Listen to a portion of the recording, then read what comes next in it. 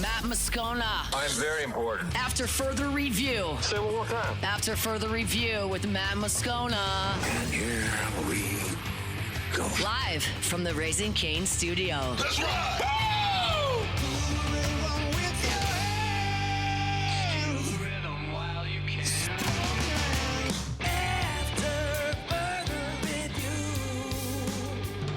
And off we go. Welcome aboard. Glad you're with us. It's AFR presented by Don Juan Cigar Bar. I'm Matt. This is Shaq O'Neal, and I hate Matt. Cassie Spazzali. Oh, look what you made me do. Look what you made me do. Look, we getting some Rep TV, maybe? No? No Rep TV? No, she don't know. She don't know nothing about Rep TV. Braxton Rizzuto without a drop, but I think we're going to go with Tony Braxton sooner or later. And Mr. Toby Tomplay. Crank that thing up. Crank that thing up. There we go. All right. Okay. We're here. Glad you are as well. Okay. Yeah. Thank you. We're here. Glad you are as well. Get out there and make it a good one. Let us begin as we do every single day. It's time to pop the top on another edition of AFR with Bud Light. Drink easy. All right, Terrio's going to be here. Terrio's going to be here in 1 hour. We'll do all the normal Ryan stuff. Look forward to that. We have been waiting on Albert Simien's decision, obviously, for a couple of years as the five-star offensive lineman out of Sam Houston in southwest Louisiana. As he's been a guy that LSU has targeted and recruited heavily for 2 years, really. He's become a major prospect. He's one of the top 20 overall prospects in America. And it had become pretty apparent if you've followed our recruiting segments every Tuesday with Shea Dixon here that LSU was not going to be the choice for Albert Simien. He did take an official visit here, but he hasn't visited in nearly a month. And ultimately, Albert Simien here on this Friday was set to make his decision, and he did at his high school, Sam Houston, in southwest Louisiana. And it was not Texas A&M, which was thought to be the leader maybe for quite a while. Instead, Albert Simien sort of faked out the LSU hat, the Ole Miss hat, and ultimately landed on Notre Dame. So Albert Simien, the five-star offensive lineman out of Lake Charles, will join Marcus Freeman and the Irish up in South Bend. I say this often, you never want to miss on a highly regarded Louisiana prospect. But it's way, way, way, way better if a kid from Louisiana doesn't go to LSU and decides to go far, far away and outside of the SEC. So if Albert Simien, for example, had gone to Texas A&M or Ole Miss, that'd have been tough because you'd have to see him every year. Going to South Bend, the only way you're ever going to play against Albert Simien is if you see him in the college football playoff. That is, unless, of course, Albert Simien goes to Notre Dame, sits for a year, and decides to transfer, which a lot of these high-profile guys do. We'll see what happens with Simien throughout his career. I wish him well. I mean, I certainly don't want him to do anything well against LSU, but wouldn't wish anything poorly on a young person regardless. Simien's profile, if you're not familiar, 6'3", 295. He is a five-star. In the Rivals industry ranking, that's the composite. He's the number 20 overall prospect and the number 2 interior offensive lineman in America. Actually, ESPN ranks him as the number 1 interior offensive lineman. Rivals ranks him as the number 2 player at his position. 24/7 ranks him number 3 at his position. So you're talking about a really highly regarded guy. But I'm going to say this again. And it's something, at the risk of sounding repetitive, we talked about a lot. And I'm going to continue talking about as we continue to watch how Lane Kiffin is building his roster. It is so abundantly clear where this staff and front office are willing to spend money and where they are not. And it is abundantly clear they are not going to spend money on freshmen that are not going to play. If you are going to come to campus as a freshman and not be expected to contribute immediately, there is no sense in paying that player money if you have a finite amount of resources. Let's just use a round number, okay? This isn't the number, but let's say you have $1 million for your roster. We know it's actually over 40, probably closer to $50 million this year. But let's say you got $1 million for your roster, and you have to divide that among all your players. Well, it doesn't make a lick of sense to pay someone without a long-term contract to come to your campus, come on your team in 2027, and not play. Allocate that financial resource to someone who is going to contribute or who you expect to contribute. When you look at the offensive line for 2027, Sean Tompkins from Baylor came in this year. He is going to sit. He was Baylor's starting left tackle last year. He's going to sit behind Jordan Seaton, very likely be your starting left tackle next year. Devin Harper is very likely going to be either your starting left guard or your starting right tackle. Darren Stray from Kentucky is going to fit in one of those spots. Aluba could be back. William Satterwhite, the Tennessee transfers, likely your starting center next year. The point is, Albert Simien wouldn't come to campus as a true freshman and play. So you're not going to commit financial resources to him. It doesn't mean you don't like the player. So I'm not going to sit here and poo-poo Albert Simien. All the scouting services love him. LSU recruit him. He's got major offers. He's a really talented prospect. But LSU is approaching this so as to say, we'd rather wait a year or two when Albert Simien hits the portal and get an experienced player who can come in and play right away, as opposed to spend a lot of money on a freshman that's not going to contribute. So we keep looking at where they're willing to spend money. Look at the top of the class. Look at what they do. Actions speak louder than words. Ahmad Hudson, he is going to be the plug-and-play replacement for Trey'Dez Green. Will they spend on him? Damn right. Look at the 2 5-star edge rushers. Chris Whitehead, KJ Green. You're going to lose Prince Wiluman Mielen after the season. We'll see what happens with Jordan Ross. You'll have, Gabe Relaford coming off of an injury. You'll have some young guys who are unproven right now going into next year. Are you willing to spend on a couple of elite edge rushers? Sure are. Lamar Brown. Look at the interior. Deuce Geralds, Richard Anderson. Where will they spend money? They're showing you. So where are they willing to spend remaining in this class? It's 2 spots. It's receiver and defensive tackle. Not at cornerback. They had the number 1 cornerback in the country on the hook. Joshua Dobson was a guy throughout his process was thought to be a heavy LSU lean. Then he lists his final 5, his top 5. LSU's not even on the list. Why? He's not going to play in 2027. You got DJ Pickett. PJ Woodland likely will be back for his senior year. Jakeem Jackson could return. Haven Finney's a year older. Aiden Andy coming off of injury. You take Joshua Dobson. I mean, at the start of camp, he's maybe your 5th corner. Could he move up? Sure. But are you going to spend number 1 corner money on a guy that might be your 3rd, 4th, 5th corner? No. So he's going to go somewhere that is going to pay him like a number 1 corner. Okay. And then next year, when Woodland and Pickett are both gone and you're in desperate need of a corner, then you go in the portal or the top of the high school class and you do spend on a corner coming in. Not hard to see. But they'll spend on a receiver and they'll spend on Jalen Brewster. And I said a receiver because there's 2 they're targeting. We all know they want Easton Royal. He's currently committed to Texas, and maybe they'll get him. And they also brought in 5-star Manchin Sales for an official visit this past week. So if they can get Easton Royal, awesome. If they can't, they have a bag of cash sitting there that they're waiting to give to Easton Royal. And if you don't take it, they'll turn around and offer it to Manchin Sales. Hopefully you get one of those 2 5-star receivers. And then the other is Jalen Brewster, who's a defensive tackle and the number 1 player in the country. He's the one who was on an official visit at LSU, that viral video of him and Coach O working on technique. Everybody saw, you might have seen actually, Jalen Brewster posted like a off-season workout video. He's wearing an LSU hoodie. LSU fans are like, oh, see, look, he loves LSU. Look, you can overreact to that if you want. I'll tell you, I sat in this studio about 2 years ago, and Keelan Moses was doing a podcast, and he had Lamar Brown, his high school teammate, in here with him. And Keelan sat right here, and Lamar sat right there, and Lamar Brown was wearing Oregon gear. They're kids. They go on visits. They get free swag. They wear it. Like, that's all it is. I don't blame them.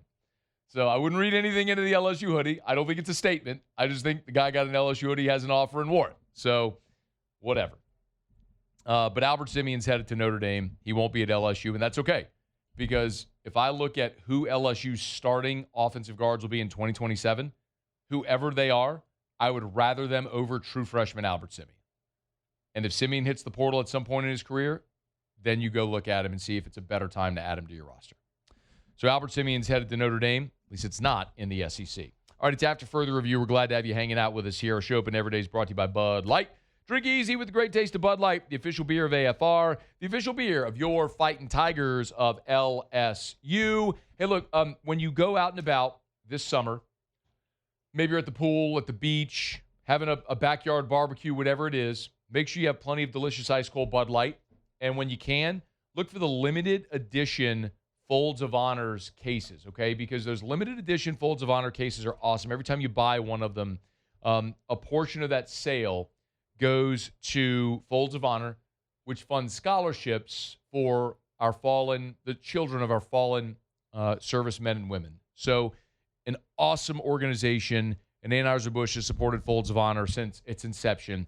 So drink easy with the great taste of Bud Light, the official beer of AFR. All right, y'all, it is After Further Review. We're glad to have you hanging out with us here on a Friday edition of AFR presented by Don Juan Cigar Bar. We'll knock out a quick break. We do have a Brendan Sorsby update, the story that just will not die. That's coming up in about 18 minutes from right now. Terrio next hour. When we come back, you might have seen Will Wade sat down and gave an interview for the LSU Plus platform. And I candidly did not watch the full thing. It's a paid platform, and I'm not paying for it. So, but they put out a few clips, and there's one clip in particular, which is Will Wade talking about the international players. It's the first public comments, at least that I've heard Will Wade make, about the international players they're recruiting. You'll hear that next. It's AFR. AFR.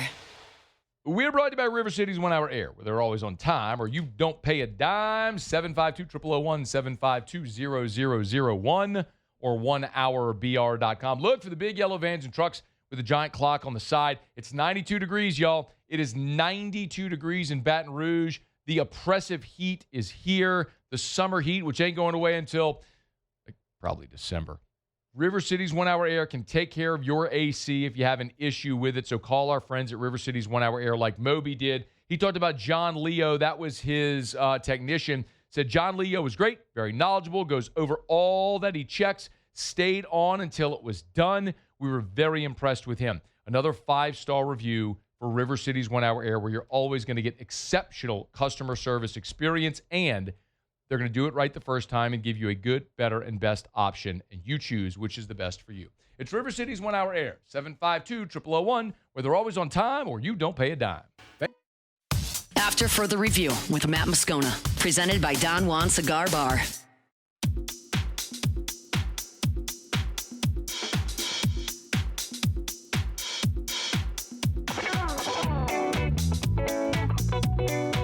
We are rolling along here on a Friday edition of AFR.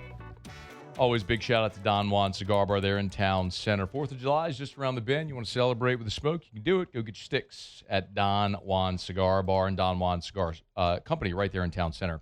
We'll do around the SEC and get to the latest in this topsy-turvy Brendan Sorsby situation. Yes, it is evolved again today. Story that just won't die. We'll get to it in a bit. Will Wade came to LSU amid much controversy for a lot of reasons. LSU rehired a coach that it fired for cause amid a very notorious scandal, as we all know, where he was caught on a federal wiretap and all this stuff. Not only that they rehired a coach they fired for cause, but the sort of messy way in which he departed NC State, where he seemingly announced that he was staying and the team was in the tournament, and then they get eliminated, and then before you know it, boom, Will Wade's taking the LSU job after just 1 year at NC State. It happened very abruptly. But the selective outrage regarding Will Wade now is about how he is building this roster, and the incredible avalanche of hypocrisy is something that just continues to annoy me beyond belief. It is both hypocritical and frustrating to continue to follow the reaction to Will Wade and how he's building this roster. As we know, there's a handful of international players that have been tied to this LSU class. Now, the only official transfers that LSU, official, that LSU has announced they are signed and is done, are the 4 players coming in who are already in college basketball. Mo Diabate, Divine Ogachukwu, Austin Nunez, and I'm forgetting one. It'll hit me later. But the bigger conversation is about the international players coming in. And we've talked about Marcio Santos and Salu Nyang and Yamadar and Michael Ruzic and these guys who have played professionally internationally, some of them as young as 19, some as old as 25, like Yamadar, who's going to turn 26 in December. So, and that has created a lot of conversation around this LSU roster. But as we know, that is rooted in hypocrisy because everybody in college basketball has international players. They may not have as many as Will Wade is bringing in right now, but what they are doing, what LSU is doing, is not that dissimilar from what literally every other team in college basketball is doing right now. And so until this point, Will Wade had not spoken publicly. Now, he's been on the speaking circuit locally. We told you Monday this week they had a dinner, a fundraiser at Supper Club in Baton Rouge where they raised $2.5 million in one night. That is from people who were firsthand, who were in the room that I spoke with afterwards about how the whole fundraising went. There weren't like literally paddles, but donations and all. And Will Wade made a presentation. I got all the scoop on what happened, and they raised $2.5 million in the room that night. Well, Will Wade in that night talked to the folks in the room about the roster of the international guys and how good they feel about getting them all eligible. Well, LSU, their in-house media team, part of LSU, what was LSU Gold? I think it's LSU Plus now. It's a paywall. It's a paid platform. I do not subscribe to it, candidly. I hate paywalls. I'm allergic to them. That's why our content in Louisiana Sports.net will never, as long as I'm in charge, will never be behind a paywall ever. So I did not watch the entire interview with Will Wade. If you want to pay for it and watch it, please do. Let me know how it goes. But LSU did release a couple of clips from that interview. And one of the clips they released on social media was Will Wade talking about the elephant in the room, which are these international prospects. Everybody's got one or two of these internationals. Let's just rip the Band-Aid off. Everybody's got one or two of these internationals. There is an opportunity this year to get more of these guys. I felt like this was the best opportunity for us to build a roster that could win right away. Are we going to take 4, 5, or 6 of them? Probably, yes. It's the best opportunity. It's a market inefficiency right now. And, we're going to take advantage of it. I love how he called it a market inefficiency because what Will Wade is acknowledging there is the loophole that is open right now. He is exposing it. He's acknowledging that fully. And I have no problem with him doing just that. And the point I've made over and again is if you don't like the rule, if you don't want international players in college basketball, okay, I might not even disagree with you. Change the rule. What happens internationally is the quality of there is no league, amateur league like the NCAA internationally. So what happens to a lot of these prospects is when you're good enough at 15, 16, 17, 18, you end up playing in an international pro basketball league. And so a lot of these guys, by the time they're 19, have played already 3, 4, maybe 5 years of pro basketball in these international leagues. And we think of it in terms of the NBA or the G League. But in reality, college basketball in the NCAA is a higher quality level product than these international teams. Think about how many times, this is relatable. LSU, every so often you're allowed by NCAA rule to go play overseas, make one of those 2-week overseas trips and play some international games, right? Remember when Ben Simmons came to LSU and they did the trip to Australia? Well, they go down there. They're not playing other colleges.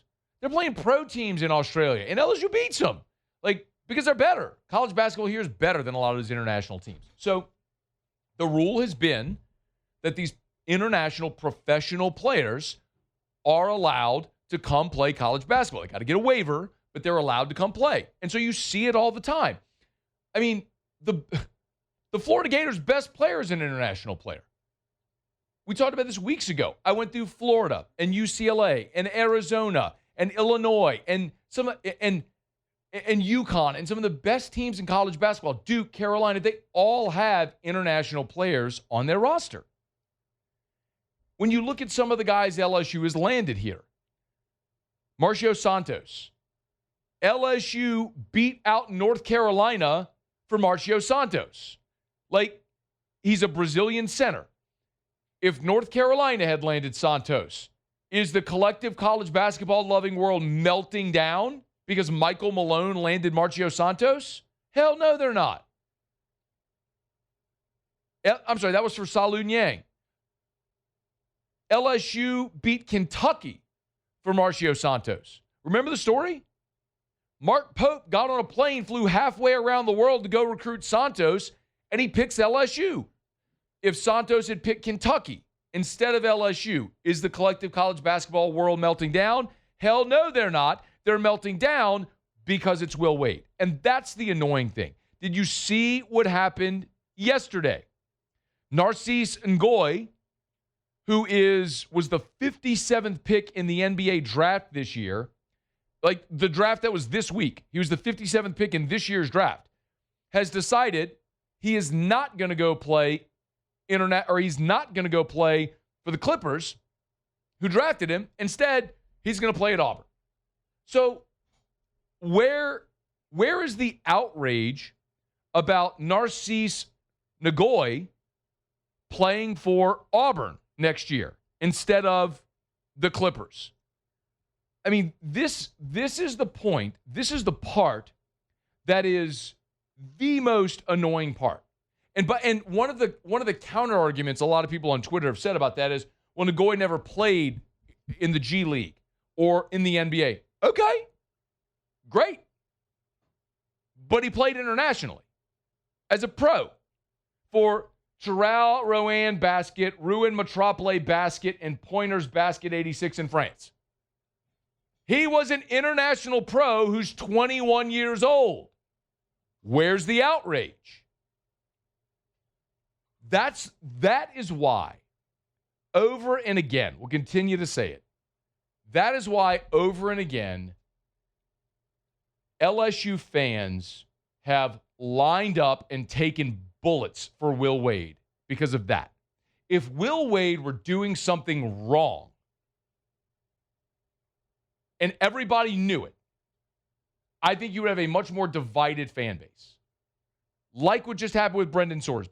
Everybody knew that dude bet on sports. He admitted it, had the receipts. You can convince yourself of all the crap you want about how he's got an addiction and all the junk that the losers at Texas Tech try to convince themselves. Which I've said forever, the adults in the room are the ones that have screwed up college sports forever because of crap like that. The adults in the room have to know better. But they're the ones that push. But if you go poll that fan base at Texas Tech, you'd have the losers, like every fan base has, that's just rah-rah, cold poosh, gonna like die on the sword, fall on the sword for their team no matter what. But you'd have rational thinking humans who'd be like, yeah, that ain't right. That's where I stand with R.J. Lewis. There's a lot of people at LSU who don't like me saying this, but I say it every time we talk about it. R.J. Lewis signed a two-way deal. I don't care that he never played in the G League. I don't care that he stayed enrolled in school. He signed a two-way contract with the NBA. He is done. It is black and white NCAA rule. If you sign a contract with the NBA, even a two-way contract, you have forfeited your eligibility. R.J. Lewis should never play at LSU, ever. And they're going to go to court, and they're going to try to get him eligible, and I'm going to crush him when they do. I'm telling you right now, you may not like me saying it, but I'm not a hypocrite. But all of this, Will Wade is right. Call it a market inefficiency, call it a loophole, call it whatever you want. Old international pros have been allowed to play college basketball forever. If you don't like the rule, change the rule. But don't say it's okay for everyone else and get pissed when Will Wade does it. That's the part that's annoying to no end. All those guys are very likely going to need waivers. They should get them. And Will Wade, as you heard him say, should have a team ready to compete year one. Now, he's not going to be able to do it after year one because of the 5-for-5 rule, the age restriction that we just saw passed this week, and everything else that's likely going to be changed as a result of all this. And they're fixing decades of ridiculous legislation set forth by a bunch of old people that were just trying to get rich on the backs of the free labor. They're fixing it. And we better for it. We, the collective college sports loving world. But for now, we'll wait. Ain't doing nothing nobody else is doing. Carry on. All right, it's After Further Review. We're brought to you by Lee Michaels Fine Jewelry. LMFJ.com. LMFJ.com for Lee Michaels Fine Jewelry. Love telling you about our friends over at Lee Michaels Fine Jewelry. Man, Mr. Scott, the whole team over there, the 9 different locations, they've been doing this for 4 decades. Baton Rouge, New Orleans, Lafayette, Shreveport, because they buy diamonds for 9 locations, they're going to get a great selection and be able to offer you great pricing on that selection. If they don't have what you're looking for, okay, they'll find it. If they can't find it, they'll make it. And if you're not thrilled, they accept returns because they want buying a beautiful piece of jewelry to be an incredible experience both as the gift giver and for the person receiving the gift, and a piece of jewelry you want to pass in your family for generations. It starts at Lee Michaels. LMFJ.com. LMFJ.com for Lee Michaels Fine Jewelry. Okay, y'all, it's After Further Review. We're glad you're with us here on a Friday edition of AFR. Terrio's here in 30 minutes from right now. Brian's letter kick rocks. I know he's going to want to talk some World Cup. I think he's bringing cards in again. We'll do a pack grip, see if we maybe hit the jackpot on a pack of cards. When we come back, we'll do around the SEC and the latest update on Brendan Sorsby. Oh, in 15 minutes, I do have an update on a new target for LSU baseball. We'll get to that. It's AFR. AFR. Rev Fiber is who you want for high-speed internet. RevFiber.com. RevFiber.com. So Rev has been around in South Louisiana for 90 years. 90. Nearly a century. Serving our communities. And Rev Fiber is their latest innovation. Laying fiber all across South Louisiana. If you want to see what parishes, what areas, what neighborhoods they have fiber laid already, the service area, you can go to the website at RevFiber.com. RevFiber.com. Easy. R-E-V. RevFiber.com. Just remember, we are talking about high-speed internet up to 5 gigs, fiber network, so the cables are buried underground. We're talking about internet, security, cable, home automation, phone, if you still got a phone, a landline, like my wife does. Start with Rev, R-E-V, RevFiber.com, RevFiber.com. After Further Review with Matt Moscona, presented by Don Juan Cigar Bar.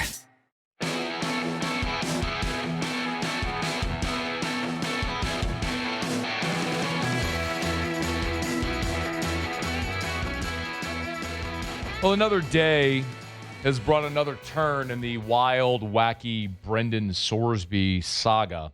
You know the story by now. Dude bet on sports. They were trying to sue for eligibility. Ultimately, they got countersued by the Big 12. Sorsby not going to play in college football, is going to enter the supplemental draft. The NFL's like, yeah, we're not having a supplemental draft. We don't need you. You're out. So Sorsby is looking around going, all right, what do we do? So a lot of us have opined. Does he sit out this year and just train and try to get ready for the 2027 draft where he would be eligible? Does he drop down in classification and go play in JUCO or NAIA? Remember, that's what Hunter Deckers did. When he was popped for sports betting at Iowa State, he went and played JUCO. Remember, that's governed by a different entity. It's not. Remember, Division II and Division III are both still NCAA-governed classifications. So you'd have to go to junior college, the NJCAA or NAIA, different league altogether. And then some have said, well, maybe he goes to the CFL or the Arena League. Well, one of those doors is shut because the CFL has said via statement today, yeah, Brendan Sorsby's not welcome in our league. Quote, upholding the integrity of the league and ensuring fair competition are paramount to the CFL. The allegations involving Brendan Sorsby are serious and concerning. At this time, the CFL will not register a contract for him, and no team will be permitted to add him to its negotiation list. Yeah, by the way, CFL statement, these are not allegations. Nothing is being alleged. These are factual statements. There are receipts. He has admitted it. There are no allegations. He did it. Admitted doing it. There's the receipts. The betting receipts are all there. Tens of thousands of bets. Yeah. No. Yeah. Ain't no allegations. He did it. The really interesting thing is there was maybe a school of thought that Sorsby maybe because of the stature, the awareness surrounding him, he would bring eyeballs. He would bring attention. And so a league like the CFL or the Arena League or the UFL maybe would be interested in having Brendan Sorsby because he would bring eyeballs. I mean, when we've seen it before. I mean, Johnny Manziel was cast away from the NFL. He went and played in Canada for a few games or whatever. That's fairly common. But even the CFL is like, yeah, no, Doug, we're good. So he's running out of options. Maybe there's a JUCO team that would take him. Maybe there's an NAI team that would take him. Maybe he can go play in the Arena League. But the best bet for Brendan Sorsby is probably to just shut up and go away. Because every day Brendan Sorsby remains in the news cycle, people like me all over the country keep talking about it. I'm not saying, and I'm just a little guy in Baton Rouge. National outlets, top 10 markets, everybody. Twitter, everybody is talking about this. Sometimes it's best to just shut up. Just stop talking. Go away. It's the best thing Brendan Sorsby can do, is just go in a hole, stop fighting everyone, go dark, and just train. Take your medicine, train, get your body right, do what you can to rehab your image to the best you can. Don't place any bets. And then next year, resurface around January, February with the Combine, hold a pro day, or maybe Texas Tech invites you to their pro day or whatever. Invite teams to come watch you work out and see if someone will take a flyer on you and draft you. But you got to rehab your image. Not even the CFL will touch him right now. The circus that follows him every time his name pops up is overwhelming for anybody, especially a young guy like this. He just needs to, he should not play football anywhere this fall. He needs to just turn off social media, turn off everything. Go train, get right, resurface in about 8 months, and see if there's an NFL team that'll take a flyer on him. That'll be his best path forward. But Brendan Sorsby, the CFL's like, yeah, we're good. He's not eligible. All right, brought about Amigo Owls. Of course, we know Brandon Landry, Supper Club, walk-ons, small sliders. Newest concept, Amigo Owls. In St. Gabriel on Highway 30, that's Nicholson, right? So if you're leaving LSU's campus, you're going south on Nicholson. So you pass LaBerge, you pass Lexington U Club, and then just past U Club, maybe a quarter mile on the left, you'll see Amigo Owls. The really cool old-style truck sitting right up there in front. They've turned into a beautiful accent piece. But I'm going to tell you, the vibes at Amigo Owls are really cool. The food is even better. And what else would you expect from Brandon and Mackenzie Landry? Of course, they're going to give you a great vibe and an awesome experience. But the quality of food and ingredients is what sets them apart. Now, listen, I understand we're talking about Mexican food. You got a lot of options all over town. The difference with Amigo Owls is the quality of ingredients. So you can eat a ton of food, and it's not going to weigh on you like you ate 10 pounds of cheese, and you feel like you just want to go die on the couch. Even the margaritas are incredible. It's real fruit juice, high-end tequila. It's not just the sugar water that's going to give you the giant hangover the next day. I'm telling you, the skinny I had it when I went. The skinny margarita at Amigo Owls is delicious. One of the best margaritas I've had. They have to-go orders. They have party platters and trays, catering orders. You can get the margaritas by the gallon. So maybe you're having a pool party, get the margaritas by the gallon to go. Amigo Owls, right there in St. Gabriel on Highway 30. The one thing that I would tell you, and I understand, depending on where you live in town, it's far. It's not the neighborhood corner place that you're going to go to, unless if you're in Lexington, U Club, Harveston, Spring Lake, that whole area. Just put it on your list and pop in. If you're doing a weekend at Traction or Elite or something like that, or you're on LSU's campus, just put it on your list and pop into Amigo Owls and give it a shot. Trust me, you're really going to be happy you did. Amigo Owls, from Brandon and Mackenzie Landry, the same people that bring you Supper Club and walk-ons and small sliders, the newest concept is Amigo Owls right there on Highway 30 in St. Gabriel. Okay, we do it every day about this time. Let's go around the SEC. Around the SEC, bringing you the biggest news from the nation's best conference. The Tennessee Volunteers. My goodness, did LSU dodge another bullet. Chaz Coleman, the edge rusher from Penn State, who signed out of the portal with Tennessee, is no longer with the Tennessee football program. He practiced for 2 weeks in the spring, then stepped away. And Josh Heupel only said that Coleman's absence was for personal reasons, did not report for summer workouts, and now is not with the team here for the 2026 football season. The Texas Longhorns. Four-star quarterback Neiman Lawrence, one of the top passers in the 2028 cycle, he's committed to Texas. 6'1", 205. He's out of Florida, the number 2 dual-threat quarterback in the country for 2028. Picked the Longhorns over Miami, Michigan, Notre Dame, and Texas A&M. The Alabama Crimson Tide. Jeremiah Beverly has committed to Alabama, the 12th commit for 2027. Four-star defensive lineman, plays high school in Tuscaloosa. So he most sites have him as a 3-star, but ESPN has him as a 4-star. Pick Bama over Cincinnati, Wake Forest, and Troy. Wait. Oh, Kalen DeBose out there just wrestling 3-star linemen away from Cincinnati, Wake Forest, and Troy. I tell you what, exactly the backbone that Alabama has been built on. Those elite level prospects that you're stealing from juggernauts like Cincinnati, Wake Forest, and Troy. Kalen DeBose. The Kentucky Wildcats. Kentucky landed another commitment on Thursday. 4-star linebacker Sean Fox will be part of the class. Good catch. 6'4.5", 219. He's out of Indianapolis. Number 225 overall. He's the 18th best linebacker in the country. The Arkansas Razorbacks. And Arkansas has agreed to a stadium naming rights agreement with Community America Credit Union.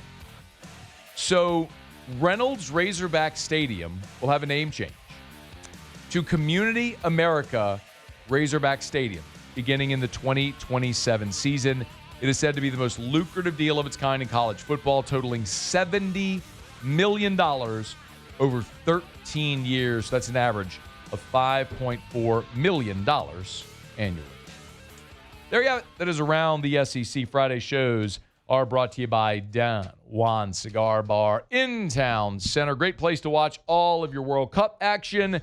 Have a cocktail, a premium cigar. Watch the time fade away. Great partners of ours and have been for years. Don Juan Cigar Bar. Okay, it's after further review. Final break of hour number 1. When we come back, LSU, there's another baseball transfer portal target I want to talk about that LSU is kind of eyeing. We'll get to that next. It's AFR. After further review. Big shout out to Derek Duplessis and my friends over at Duplessis Pools. If you haven't heard the latest, found out last week that Duplessis Pools, for the second consecutive year, has been named one of the top 50 pool builders in America. Absolutely incredible honor. What's more, this is by Pool & Spa Magazine. What's more, they're the only pool builder in Louisiana to earn the honor. So when I say they're going to build you a beautiful pool that lasts with quality craftsmanship and a 10-year workmanship warranty and a great customer service experience, that's what you get every time with Duplessis Pools. So you can start that process online at duplessispools.com, duplessispools.com, duplessispools.com. There's a Pick Your Pool tab on the homepage. You can start designing your pool right now. You can pay for it online, finance it, whatever you do, it all right there online at duplessispools.com. Congrats to our friends over at Duplessis Pools. duplessispools.com. After further review with Matt Moscona, presented by Don Juan Cigar Bar.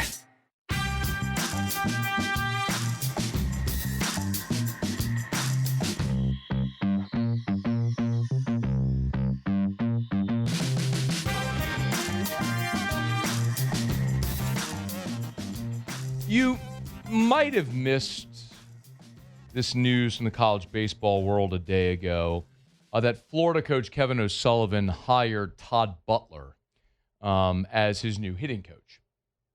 And if you're not familiar with Todd Butler, he's got a lot of ties to Louisiana. So Todd Butler's from Alexandria, and he was just on Skip Johnson's staff at Oklahoma this year. They just won the national championship on Monday. But he played at McNeese, started his career at McNeese, then finished at Oklahoma. But he's coached at McNeese on multiple stints, and has spent time in the SEC at Bama and Arkansas. He was the recruiting coordinator at Missouri, then became an associate athletic director at McNeese before getting back into coaching at Oklahoma, joining Skip Johnson's staff. Well, so Todd Butler, who's a great recruiter, by the way, he's one of the ones, if the name sounds familiar, at various times throughout Jay Johnson's 5 years in Baton Rouge, we've mentioned Todd Butler as a possibility to join Jay Johnson's staff. Very highly thought of in the recruiting world. So just finished winning a national championship at Oklahoma, but this week took a job at just like literally yesterday, accepted a job on Kevin O'Sullivan's staff at Florida. So he's going from OU to Florida. This is relevant because there's an outfielder from Oklahoma who hit the portal since Monday when Oklahoma won the national championship, and it's Alec Blair. And if you're not familiar with Alec Blair, he is a freak athlete. He's a two-sport guy coming out of high school, baseball and basketball. He's from California, played at De La Salle.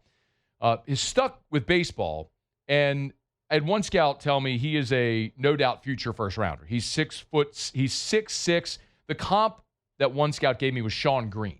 He said he's 6'6", 195, easy power, fluid swing from the left side, probably a right fielder. Just finished his freshman year at Oklahoma, where he hit 247, but played in 30 games with 24 starts. But the thought is, man, you give that guy a full season as a starter, and he's a double-digit homer guy, a 300 hitter. He's a high ceiling guy, really elite-level freak athlete. And LSU, by the way, a year ago finished runner-up to Oklahoma for Blair. So Alec Blair signed with Oklahoma last year over LSU. So now that he's in the portal, the thought is, okay, well, maybe LSU. Unless he ends up at Florida. So it was Todd Butler who got Alec Blair to Oklahoma last year. So Butler leaves Oklahoma for Florida. Blair immediately goes into the transfer portal. And the thought is Butler's taking him with him to Florida. The complicated part is, does Florida have the roster spot, right? We went through LSU's roster numbers a day ago if you weren't here. When you look at the players returning versus the players are leaving out of eligibility or hit the portal that are going to sign pro contracts. You get the players returning, who you've already added in the portal, your high school signees you think you're going to add. Like, can you make it work with the 34-man roster limit and then what you have in NIL as far as money? This is the type of prospect you make room for, but Florida is one of those teams that was young this year that's going to return almost their whole roster. So it is a complicated factor, but expect this to be an LSU-Florida battle, at least initially here for Alec Blair. Now, the portal closes on the 30th, so it's 4 more days. Remember, you don't have to choose your destination by the 30th. Players have to enter the portal by the 30th. I'm told you'll probably have an answer here by like Monday, Tuesday next week, the latest. So this is probably going to be a pretty quick decision for Blair, but LSU's already added Bino Waters from Notre Dame. They've added Jason Walks from Tulane. So that's 2 outfielders. And then you've got William Patrick coming back, and you've got Nathaniel Davis, the freshman, likely coming in who could platoon. That is unless you add Alec